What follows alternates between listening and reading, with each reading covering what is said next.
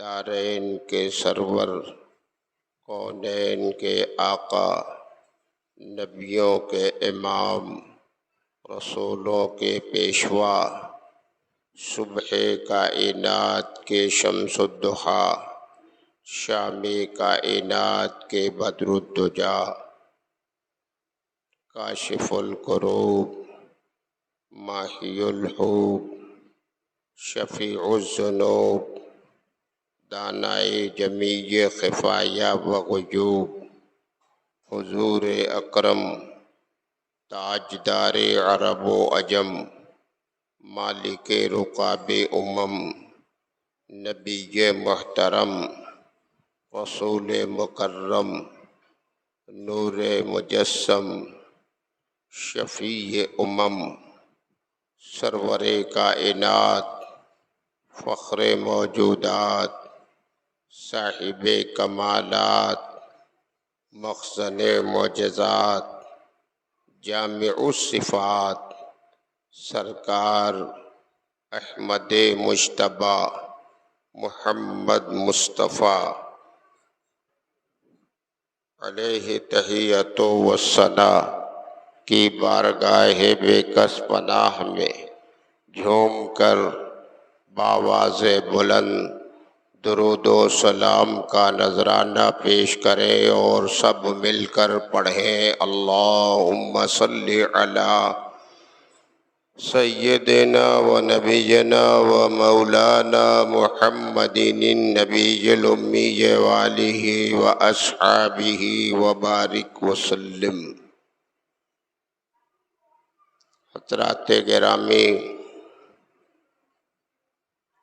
گزشتہ کئی جمعوں سے مسلسل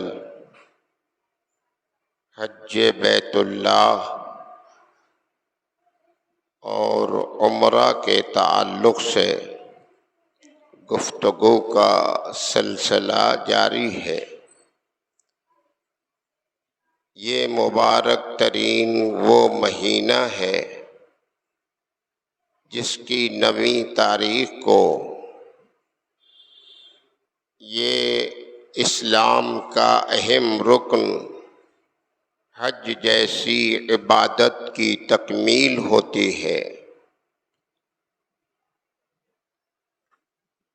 عمرہ تو وہ عبادت ہے، آپ نے سنا کہ سال کے کسی بھی مہینے میں کسی بھی دن میں اس پاکیزہ دیار میں حرم محترم میں آدمی چلا جائے، احرام پہن کر جائے، خانہ کعبہ کا طواف کرے، 2 رکعت نماز واجب الطواف کی ادا کرے، زمزم شریف پیے، صفا مروہ کی سعی کرے اور پھر اپنے بالوں کو حلق کرائے۔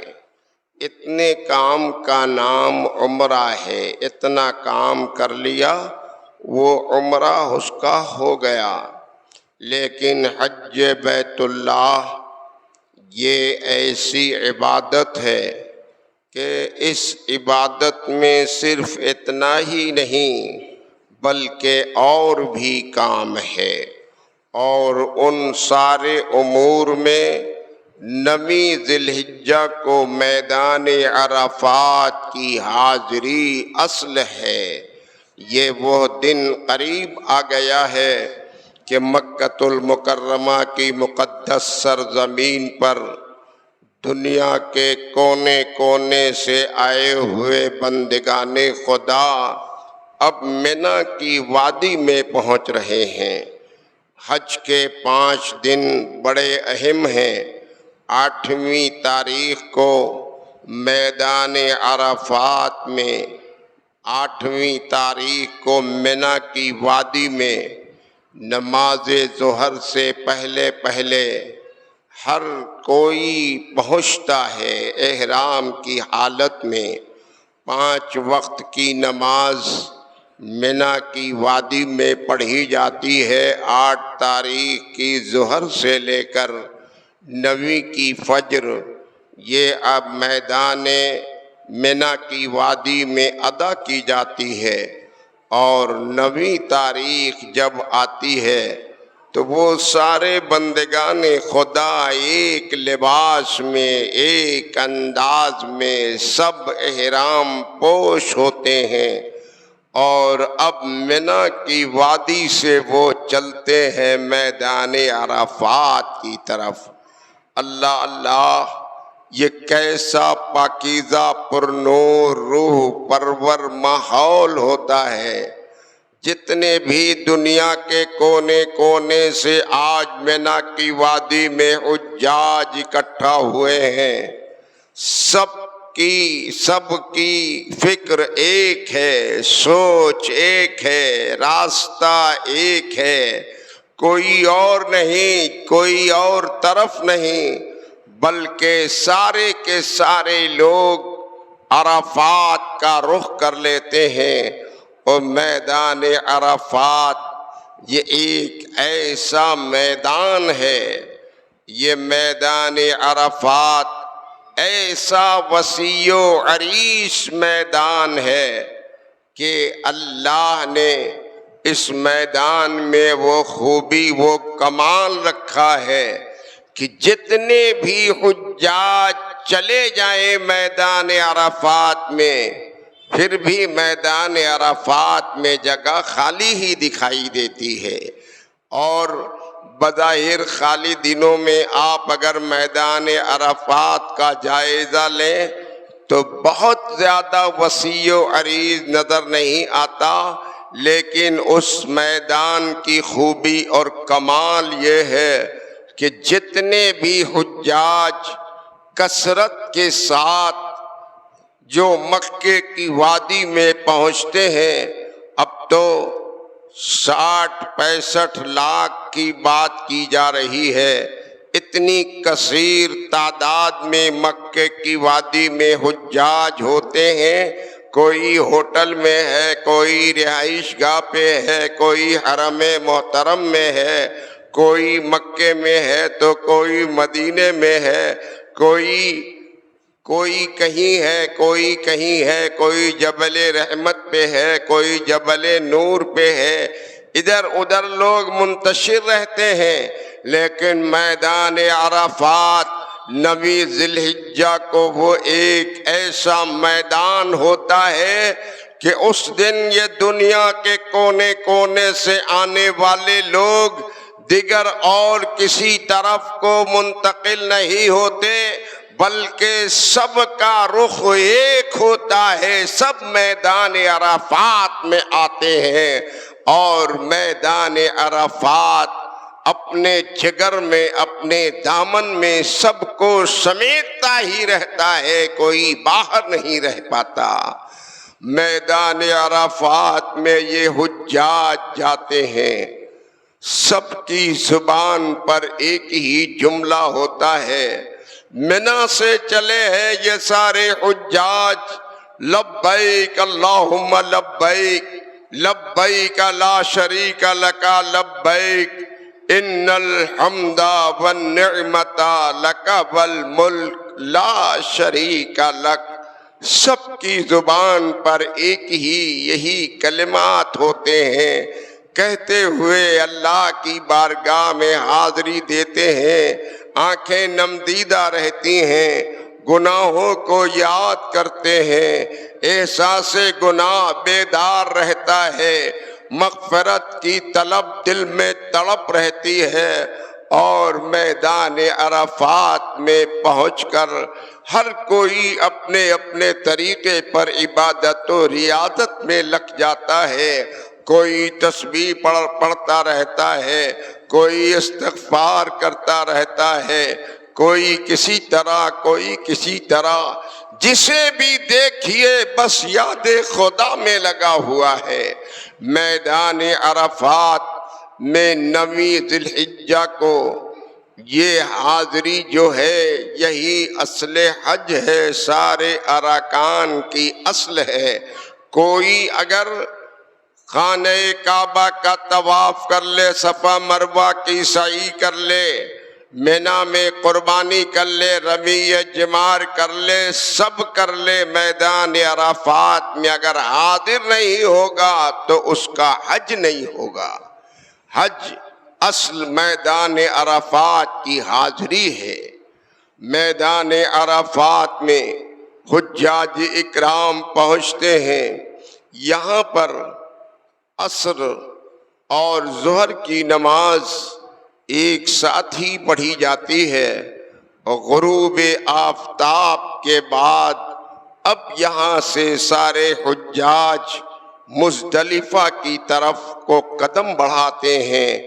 اب تو سواریوں کا کافی انتظام ہے، بسوں کے ذریعے مزدلفہ پہنچایا جاتا ہے، حالانکہ بہتر تو یہی ہے کہ آدمی پیدل چلے، پیدل مینا سے عرفات کو آئے، پیدل ہی عرفات سے مزدلفہ کو جائے۔ یہ مسنون طریقہ ہے، اس کا الگ ثواب ملتا ہے۔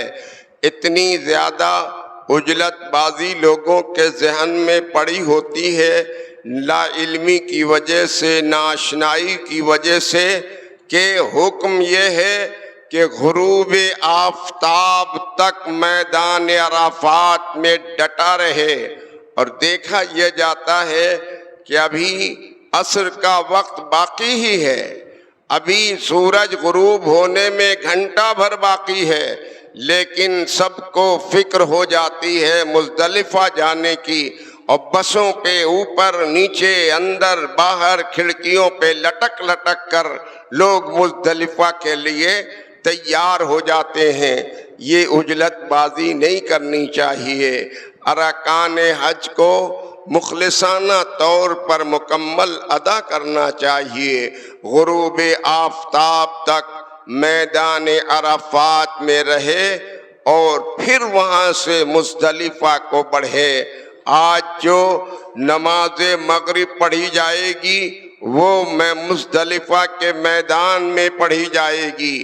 نماز کی جلدی بہت لوگوں کو رہتی ہے، لیکن انہیں معلوم نہیں ہے حج کے اس خاص دن میں آج مغرب کو مؤخر کرنے سے نماز مغرب قضا بھی نہیں ہوگی، نہ قضا لکھی جائے گی، اس کی نماز ادا ہی ہوگی۔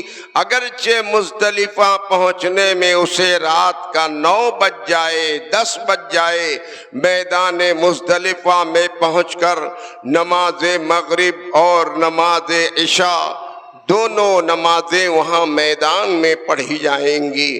مزدلفہ کے میدان میں پوری رات گزاری جاتی ہے، وہاں پر بھی عبادت و ریاضت ہوتی ہے، یاد الہی میں آدمی لگا ہوتا ہے، اللہ کی یاد، اس کا ذکر، اس کی اوراد و وظائف میں مشغول رہتا ہے، نوافل پڑھتا ہے، جو کچھ رات بھر کر سکتا ہے وہ کرے، اور وہیں پر کنکری کو چنا جاتا ہے۔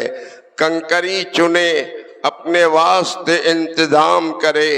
اب جو صبح آنے والی ہے یہ 10ویں ذی الحجہ کی صبح ہوگی۔ آج کا کام کیا ہے؟ مزدلفہ سے پھر مینا کو آنا ہے، اور مینا سے آگے بڑھ کر رمی جمار کرنا ہے۔ رمی جمار کیا ہے؟ یہ رمی جمار 3 ستون ہیں، ان تینوں ستونوں پہ کنکر مارا جاتا ہے، اللہ کی تکبیر بولی جاتی ہے اور شیطان کی تذلیل کی جاتی ہے۔ یہ بھی وہ سارے کام ہیں کہ ان سارے امور پر بھی آپ گہرائی سے نگاہ کریں گے تو پھر وہی بات آئے گی جیسے پہلے میں نے عرض کیا تھا کہ اللہ تعالیٰ نے اپنے محبوبوں کی یادگار کو قائم کرنے کے لیے عبادت کی شکل دے دیا ہے۔ یہ رمی جمار کیا ہے؟ یہ رمی جمار بھی ایک تاریخی حیثیت سے ارکان کی ادائیگی ہوتی ہے، اور وہ کیا ہے؟ حضرت ابراہیم علیہ السلام اور ان کے فرزند جلیل حضرت سیدنا اسماعیل علیہ السلام، انہی کی یاد ہے جو آج تک نہیں قیامت تک وہ یاد بندگان خدا مکے کی وادی میں پہنچ کر مناتے ہیں۔ پتہ یہ چلا یاد کا منانا اور یادگار کا قائم کرنا یہ فضول نہیں ہے، ناجائز نہیں ہے، حرام نہیں ہے، میرے خدا کو یہی پسند ہے۔ محبوبوں کی یاد مناتے رہو گے، خدا کی رضا تمہارے ساتھ ہوتی رہے گی۔ اللہ کی رحمت اور رب کے فضل سے جسے ہمکنار ہونا ہے، جو رب کی نعمتوں سے مالا مال ہونا چاہتا ہے، جو اللہ کے انعام کو حاصل کرنا چاہتا ہے، بس اسے چاہیے کہ اللہ کے محبوب بندوں کی اداؤں کو اختیار کرے، ان کی اداؤں کو نبھائے، ان کی ادا پر کھائے، ان کے طریقے پر سوئے، ان کے طریقے پر عبادت و ریاضت کرتا رہے، ان کی آمد پر جشن منائے، خوشیاں منائے، ان کے طریقے کو اختیار کرتا رہے گا، دنیا میں بھی وہ کامیاب رہے گا، رب کی بارگاہ میں بھی وہ سرخروئی حاصل کر لے گا۔ طریقے غلط روی سے منازل کا بعد بڑھتا ہے، غلط روی سے منازل کا بعد بڑھتا ہے، غلط روی سے منازل کا بعد بڑھتا ہے۔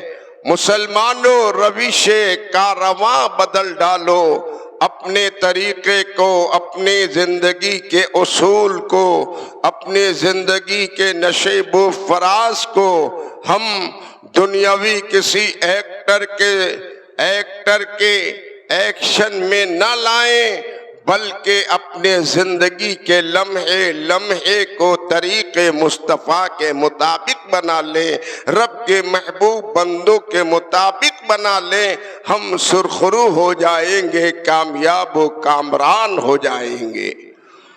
مینا کی وادی میں پہنچ کر کنکری ماری جائے گی۔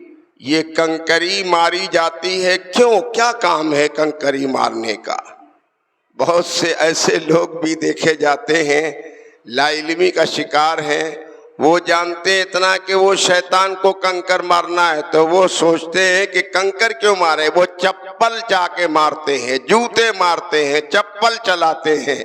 ارے چپل چلانا، ڈنڈا اور لاٹھی چلانے کی ضرورت نہیں ہے، صرف اس ادا کو اختیار کرنا ہے جو اللہ کے محبوب نے کیا اور میرے خدا نے پسند کر لیا۔ حضرت اسماعیل ذبیح اللہ اور ابراہیم خلیل اللہ کی یہ ادا ہے۔ 10ویں ذی الحجہ کو حضرت سیدنا ابراہیم خلیل اللہ نے اپنے فرزند ارجمن حضرت سیدنا اسماعیل ذبیح اللہ کو لا کر اسی مینا کی وادی میں رب کی بارگاہ میں سرخروئی کے لیے، رضا حاصل کرنے کے لیے اللہ کی طلب پر حاضر ہو گئے تھے۔ حضرت ہاجرہ سے جو ابراہیم خلیل اللہ کی شریک حیات ہیں، ان سے ابراہیم خلیل اللہ نے فرمایا بچے کو میرے ساتھ کر دینا، میں اسے لے کر جاؤں گا۔ والدہ صحرائے مکہ میں رہتی تھیں، آپ نے بچے کو سجایا سنوارا۔ آج بڑی خوشی تھی والدہ کو کہ والد بچے کو آج تفریح کے لیے لے کے جائیں گے۔ لے کر حضرت اسماعیل ذبیح اللہ کو ابراہیم خلیل اللہ مکۃ المکرمہ کعبۃ اللہ کے قریب سے اس صحرا میں ان کی قیام گاہ سے لے کر چلے مینا کی وادی میں جا رہے ہیں۔ مینا کی وادی میں کس لیے جا رہے ہیں؟ تفریح کرانے نہیں، گھمانے نہیں، آج بیٹے کو باپ اس کے گلے پہ چھری چلانے جا رہے ہیں۔ بیٹا بھی کیسا حوصلہ مند ہے، باپ بھی کیسا استقامت کا پیکر ہے۔ کوئی باپ اپنے بیٹے کے گلے پہ چھری چلانے کی نہ جسارت کر سکتا ہے نہ سوچ سکتا ہے۔ بیٹے باپ کا رشتہ کیسا ہوتا ہے یہ ہر باپ جانتا ہے، ہر بیٹا جانتا ہے، لیکن یہاں پر محبت خدا، مطالبہ خدا کو مقدم کرنا ہے۔ بیٹے کی محبت کی جائے گی لیکن بعد میں کی جائے گی، پہلے فرمان خدا پہ عمل کیا جائے گا۔ پروردگار عالم نے ابراہیم خلیل اللہ سے یہ مطالبہ فرما دیا، اے ابراہیم اگر میری رضا تمہیں مطلوب ہے تو میری راہ میں اپنے بیٹے کو تم قربان کر دو، بیٹے کا گلا کاٹ دو۔ اللہ نے جب یہ مطالبہ کر دیا تو ابراہیم خلیل اللہ نے فیصلہ کر دیا ہے بیٹے کو بعد میں دیکھا جائے گا، خدا کی رضا پہلے مطلوب ہے۔ ہم اور آپ بھی اپنا ذہن، اپنی فکر، اپنی صلاحیت، اپنا احساس ایسا ہی بیدار کریں، خدا کی رضا کے لیے کام کیا کریں، اپنے گھر والوں کی محبت کو مؤخر رکھیں، خدا اور اس کے رسول کی محبت کو مقدم کر لیجئے۔ مقدم کر لیا، لے کر چلے۔ حضرت ابراہیم نے اسماعیل ذبیح اللہ سے فرمایا، اے بیٹا میں نے یہ خواب دیکھا ہے کہ پروردگار عالم کی بارگاہ میں تجھے قربان کر رہا ہوں، یہ میرے رب کا حکم ہوا ہے، تمہاری کیا رائے ہے؟ تو بیٹے بھی کیسے با کمال ہیں، مؤدب ہیں، سر نہیں پھیرا، بھاگے نہیں۔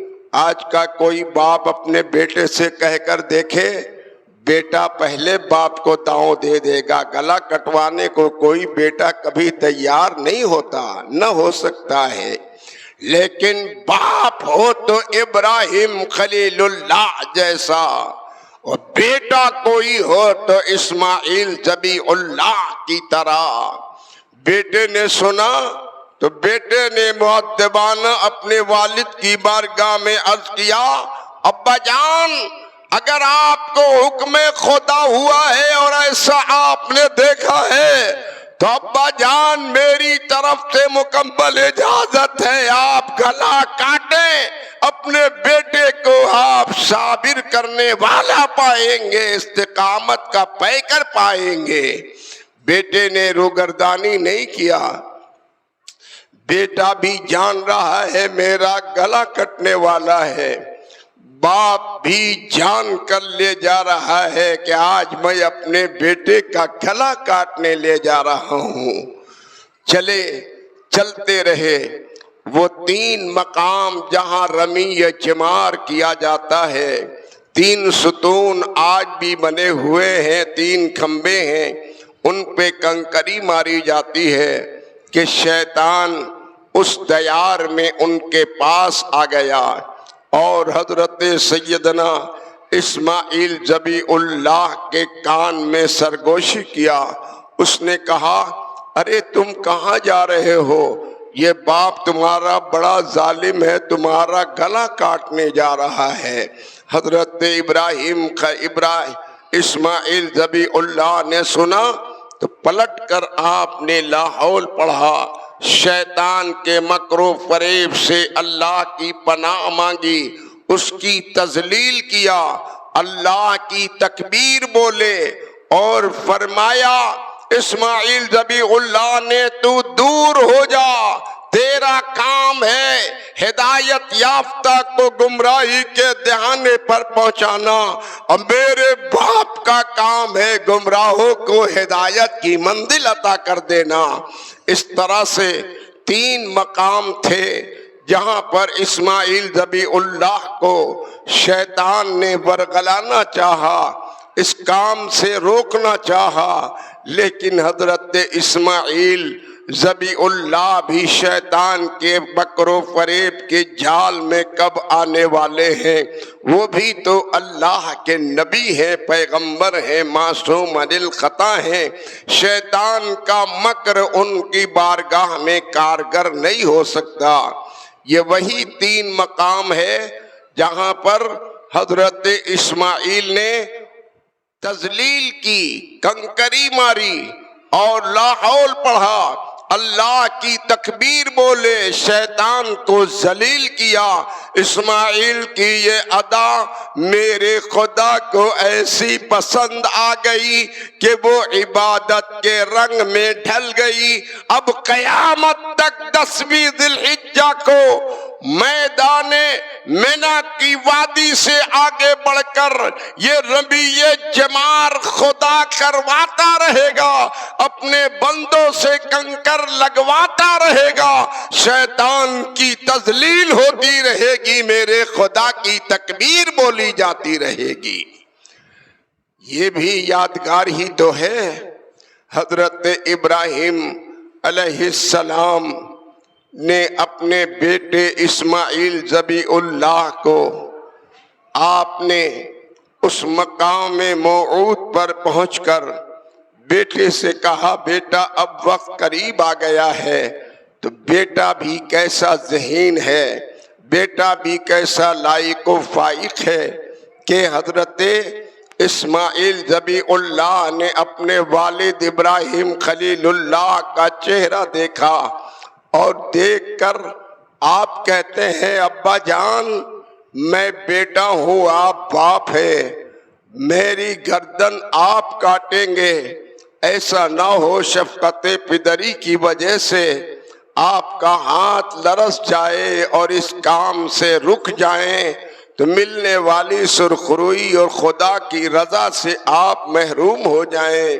لہذا ابا جان میری رائے یہ ہے کہ آپ اپنی آنکھوں پہ پٹی باندھ لے کہ میرا چہرہ نظر نہ آئے، اور میرے والد مجھ کو آپ اوندھا لٹائیں، چہرہ زمین کی طرف رہے تاکہ میں آپ کو نہ دیکھ سکوں۔ ابراہیم خلیل اللہ نے اسی طرح اپنے فرزند اسماعیل ذبیح اللہ کو منی کی وادی میں لٹایا۔ یہ تو اسماعیل کی اپنی رائے ہے، ابراہیم خلیل اللہ کی پسند ہے، لیکن حکمت پروردگار کچھ اور ہی ہے۔ رب نے تو ابراہیم کو آزمانا چاہا ہے، آزمائش کے میدان میں کھڑا کیا ہے۔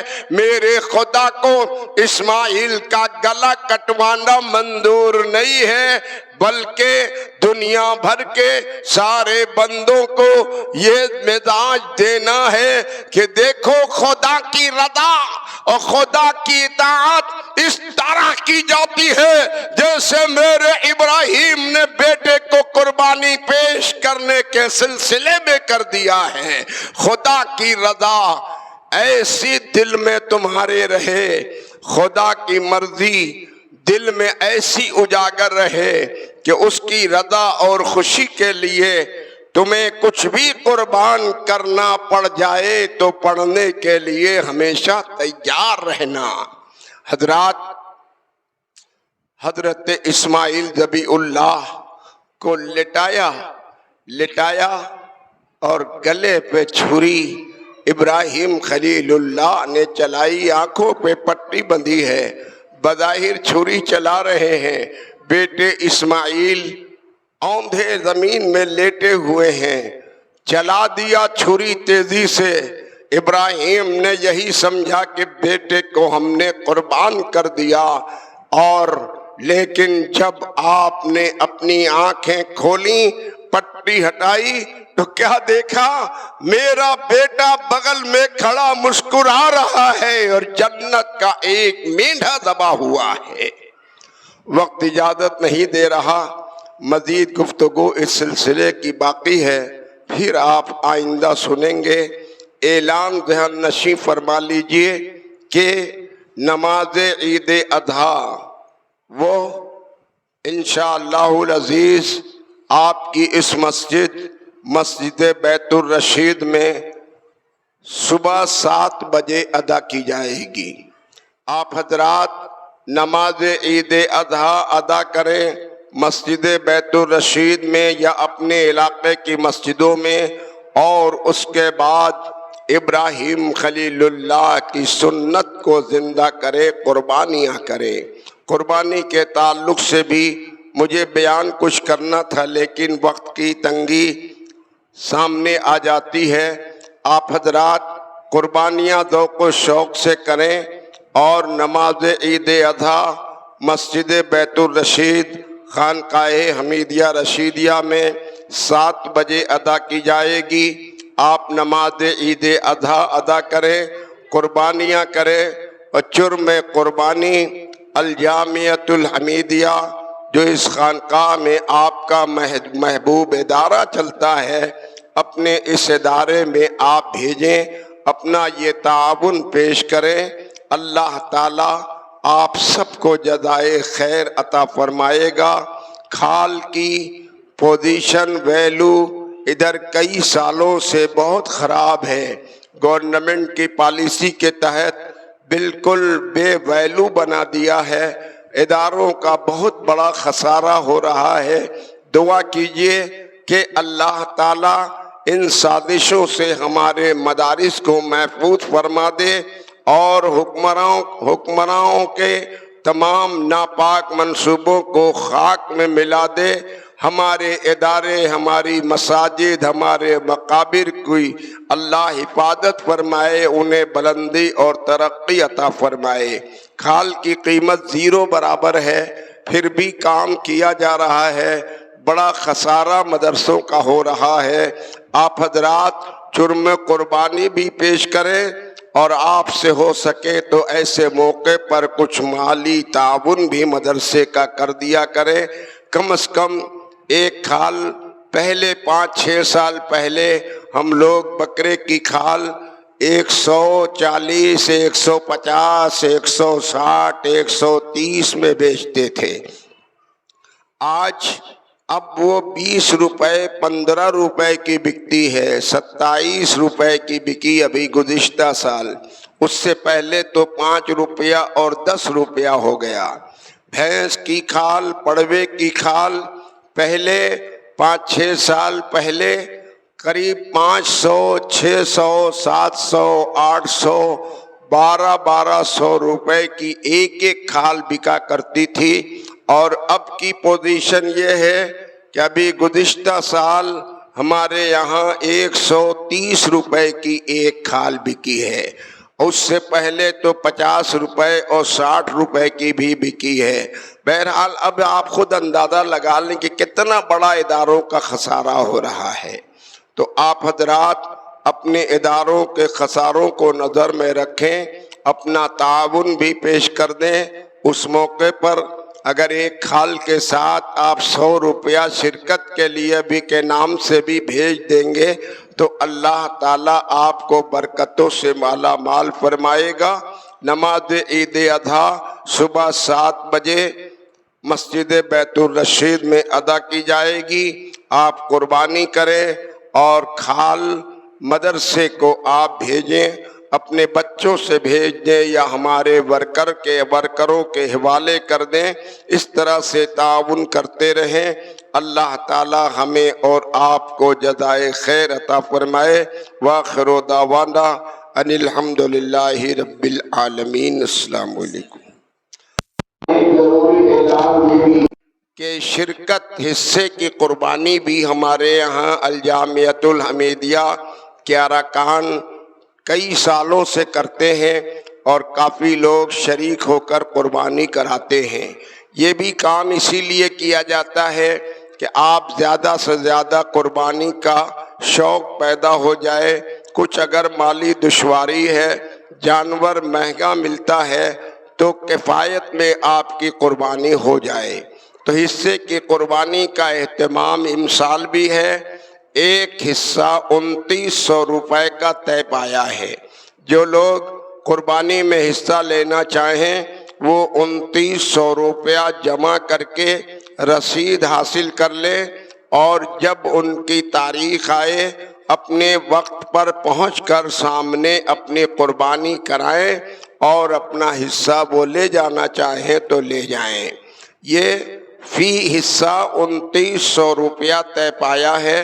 2900 روپیہ جمع کر کے رسید بنوا لیں اور حصہ اپنی قربانی کا آپ اللہ کی بارگاہ میں پیش کریں۔ السلام علیکم۔